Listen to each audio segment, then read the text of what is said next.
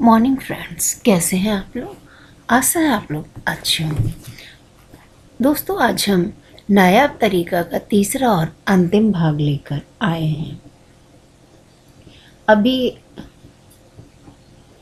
मतलब ये दोनों केवल शादीशुदा ही नहीं बल्कि बाल बच्चों वाले भी हैं।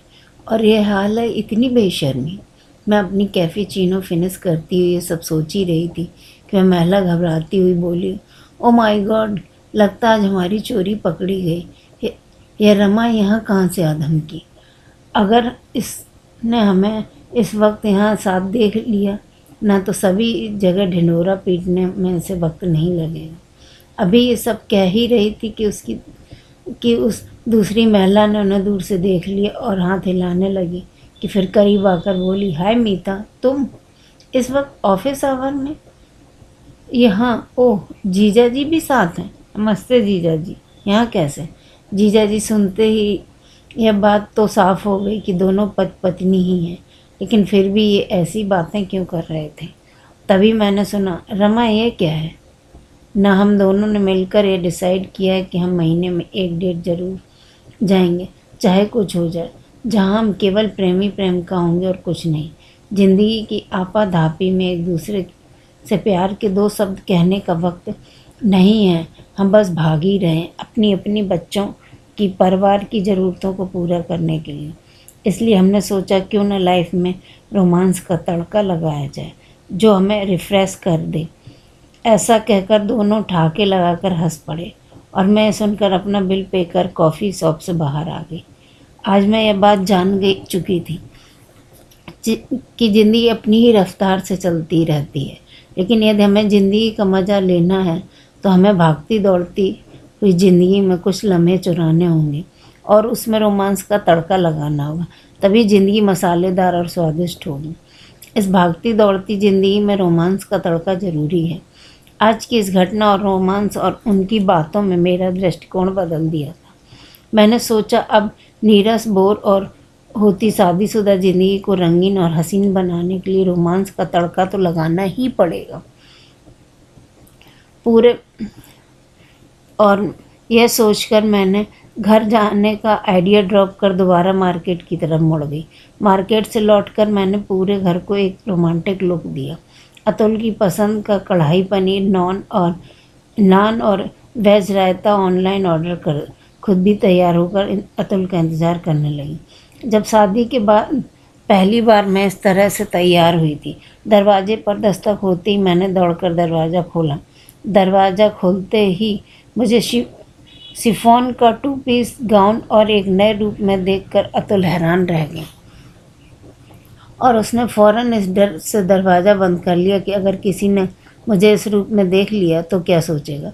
घर के अंदर आते ही घर की सजावट देख अतुल की आंखें खुली की खुली रह गईं। चारों ओर रंग बिरंगी जलती candles, rose petals, centre table पर क्रिस्टल बॉल के पेटल्स के साथ फ्लोटिंग कैंडल्स, उस पर धीमे धीमे बजता रोमांटिक इंस्ट्रूमेंटल सॉन्ग और पूरे घर पर बिखरा हुआ प्यार फ्रेगरेंस। ये सब देखकर अतुल के मुंह से निकला, वाह। मगर सुनते ही पल अतुल के चेहरे का रंग बदल गया और मुझसे कहने लगे, ये सब क्या है टीना, तुमने ये कैसे कपड़े पहन रखे हैं? तुम तो इस तरह के कपड़े नहीं, फिर आज क्यों? अगर आज घर वालों को पता चलेगा तो ये क्या सोचेंगे? शायद तुम ये भूल गई हो कि तुम इस घर की बहू हो और एक 4 साल के बच्चे की माँ हो। हमारे घर में कुछ संस्कार हैं। और क्या तुम्हें यह भी याद दिलाना पड़ेगा कि इस रोमांस के चक्कर में हमें पुलिस स्टेशन के तक के दर्शन करने पड़ गए थे। मैं आज भी इस दिन के बारे में सोचकर ही कांप जाता हूँ। अतुल से ऐसी बात सुनकर मेरा मन थोड़ा उदास हो गया, लेकिन आज कॉफ़ी शॉप में रोमांस की जो ज्योति प्रज्वलित हुई थी अब वह बुझने वाली नहीं थी। इसलिए मैं अतुल की बातों पर गौर किए बिना अपनी बाहों का हार अतुल के गले में डालती हुई बोली, माय डियर, कुछ भी नहीं भूली हूँ, मुझे सब याद है। मुझे याद है कि मैं इस घर की बहू हूँ, एक बच्चे की माँ हूँ, लेकिन हम ये भूल गए कि हम पति पत्नी भी हैं। और संस्कारी होने का मतलब यह नहीं है कि पति पत्नी एक दूसरे से प्यार नहीं कर सकते, रोमांस नहीं कर सकते या डेट पर नहीं जा सकते और फिर एक घटना की वजह से हम एक दूसरे का हाथ थामना छोड़ दें, प्यार करना छोड़ दें, खुलकर जीना छोड़ दें, या प्यार जताना छोड़ दें? यह तो सही नहीं है ना। इस भागती दौड़ती ज़िंदगी में पति पत्नी प्यार का दामन थामे रखना बहुत ज़रूरी है। तभी तो पति पत्नी की जीवन सुखमय होगा। ज़रा सोचो, अगर पति पत्नी के बीच प्रेम करना गलत है तो हमारी पौराणिक कथाओं में कई जगहों पर रति और काम का उल्लेख क्यों किया जाता है? मेरे समझाने का असर अतुल पर हुआ और आज पूरे 5 साल बाद हमने पूरी रात रोमांटिक तरह से गुजारी। अगली सुबह भी अतुल के सिर पर रात की खुमारी छाई हुई थी।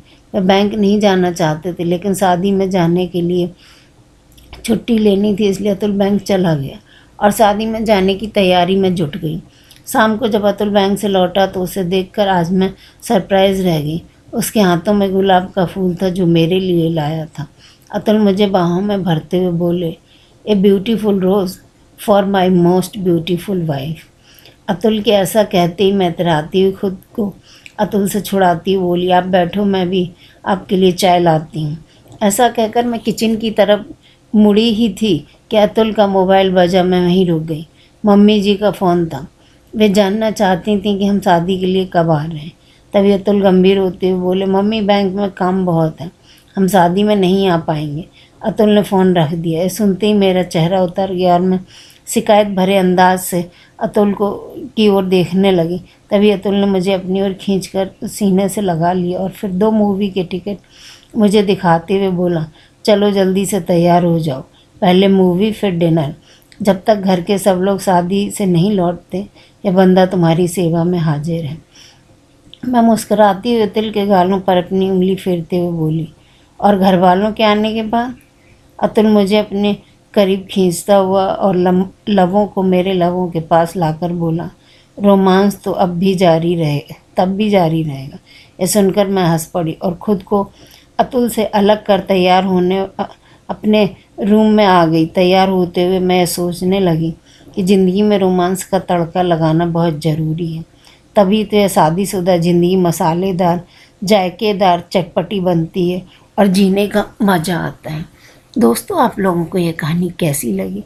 अगर आप लोग थोड़ा बहुत भी इंस्पायर हो इस कहानी से तो प्लीज़ एक थम्स अप बनता है। धन्यवाद।